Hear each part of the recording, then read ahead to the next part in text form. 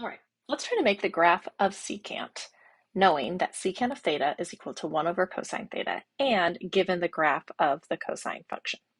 So we're going to do that to make the graph of the secant function. Okay, so let's do that.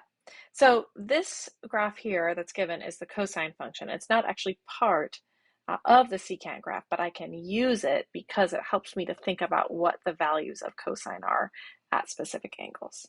So much like when we create the cosecant graph, I can see that I'm going to have an issue when cosine of theta is equal to 0. So wherever cosine of theta is equal to 0, secant of theta will be undefined. And so what I'm going to do is put some dashed lines or vertical asymptotes. So much like sine and cosine have kind of a similar look to them, so do cosecant and secant. All right, so same idea here. When cosine of theta is equal to 1, secant of theta will also be equal to 1. So they actually have an intersection point right here. So I'm going to make a new point for secant since I'm trying to graph the secant and just using the cosine kind of in the background. So the same thing I just drew in here, when cosine theta has an output of -1 at that same angle, secant theta is also equal to -1 because, again, 1 over -1 would just be -1. I'm using this piece here again. Okay, so what about where cosine of theta has an output of 1/2? Well, if the cosine theta has an output of 1/2, then secant theta is 1 over 1/2, which is just 2. So here, cosine theta has an output of 1/2. My output for secant theta needs to be at 2. So I'm going to go and put those points into all these places. And this is going to have that same shape as the graph of cosecant. So I kind of know what to expect a little bit here.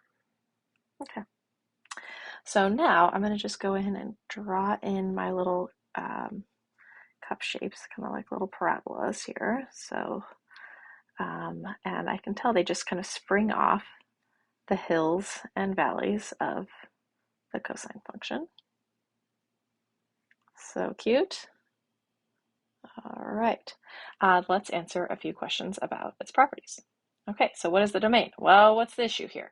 I've got an issue at pi over 2, 3 pi over 2, 5 pi over 2, and it seems like if I just kind of like say land at pi over 2, then all my jumps are pi units away, so some number of pi units away. So I'm going to use that down here in my domain. I'm going to say all theta are allowed such that it's kind of saying as long as theta is not pi over 2 plus n pi, where n is an integer.